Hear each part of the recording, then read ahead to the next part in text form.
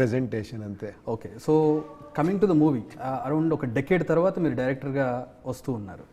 Producers Lahari films ఎంతో trust ఉంటే తప్పితే ఇంత భారీ బడ్జెట్ సినిమా, ఇంత ప్యాన్ ఉన్న సినిమా చేయరు. What made them to believe in you? No, అది ఓన్లీ దే బిలీవ్ సబ్జెక్ట్, ఆ లైన్.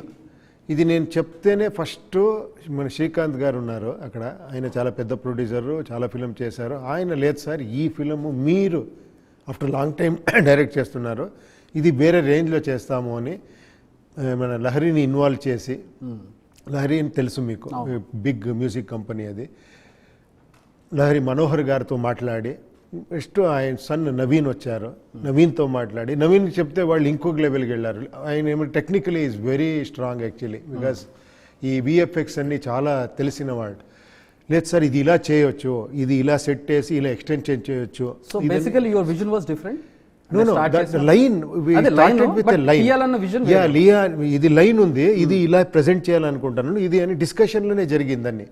తర్వాత సెటిల్ వేసి, ఇట్ ఈస్ ఆల్వేస్ యాక్చువల్లీ, నేను ఎప్పుడు ఎలా అంటే రిసెప్టివ్గా ఉంటాను నేను యాక్చువల్లీ. నాది ఇది ఇలాగే చేస్తానంటే అంతే వస్తుంది. మీరు రిసెప్టివ్గా ఉంటే you get so many ideas, so that మీదేమంటే తీసుకొని అన్ని నెక్స్ట్ లెవెల్ కదా. యా, అంతే అంతే. అంటే మీరు మామూలుగా ఊహించుంటారు, బట్ విఎఫ్ఎక్స్ అన్ని యాడ్ చేసేటప్పుడు అవునవునవును. అందుకే I always actually that's whole, even the topic of the subject is also that actually everybody is unique actually. మీతో ఎక్స్ట్రాడినరీ టాలెంట్ ఉంది, నేను అది రికగ్నైజ్ చేయాలి అంతే. ఆ ఒక స్పేస్ ఇస్తే మీరు మాట్లాడతారు, నేను ఇవ్వకుండా నేనే మాట్లాడుతుంటే అది వన్ వే స్పీచ్ అయిపోతుంది.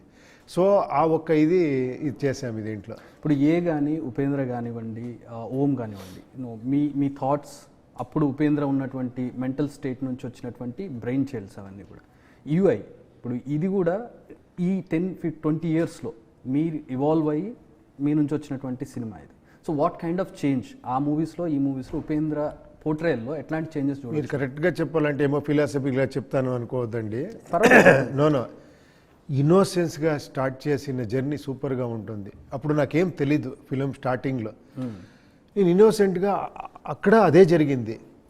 ఎవరో కస్టమర్ వచ్చారు, ఒక డిజైనర్ వచ్చారు, డిజైన్ ఇలా చేశానని అన్నారు, నేను ఐడియా అంతే, వాళ్ళు అది ప్రజెంటేషన్ లా చేశారు. ఈవెన్ దాంట్లో కాస్ట్యూము అంతే, ఆ కాస్ట్యూమ్ అని డిజైన్ చేసి, సార్ మీరు లవ్ సీన్కి వెళ్తే నేను ఆ లవ్ రావాలి ఆ కాస్ట్యూమ్లో, నా ఫేసే నా మీద రావాలి, అలాంటి ఒకటి ఏమైనా చేస్తారా అంటే, దాన్ని ప్రజెంటేషన్ ఉంది కదా, ఆ డ్రెస్ వేసి ఇక్కడి నుంచి ఇక్కడ వరకు బ్లూ వేసి టోటల్ విశ్వమే చేసి దాంట్లో నా ఫేస్ నాకేసి, that credit should go to costume designer.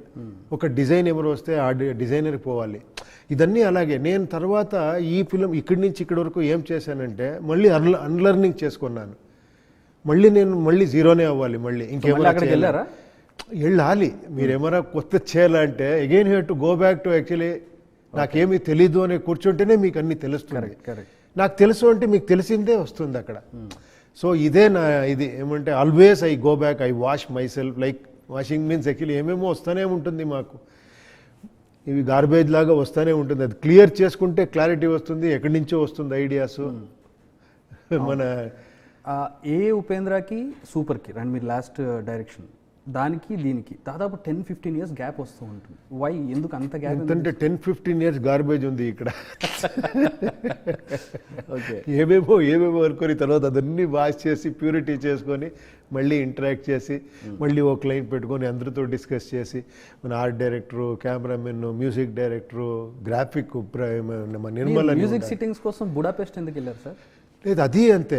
మన అజనీష్ లోక్నాథ్ గారు ఫిలిం ఇలా వస్తుంది ఫిలిం చూపించిన తర్వాత సార్ దీనికి మ్యూజిక్ నేను లోకల్లో కొంత ఇది చేస్తాను, కొన్ని నాకు వెస్ట్రన్ ఇదే కావాలి, అది ఒరిజినలే కావాలి అని అక్కడ వెళ్ళి ఆ కోరస్ వాయిసెస్ అన్ని వాళ్ళే తీసుకొని వాళ్ళది డిఫరెంట్ ఇన్స్ట్రుమెంట్ ఉండదు కదా, అదన్నీ చేసి ఒక రీరికార్డింగ్ చేశారు.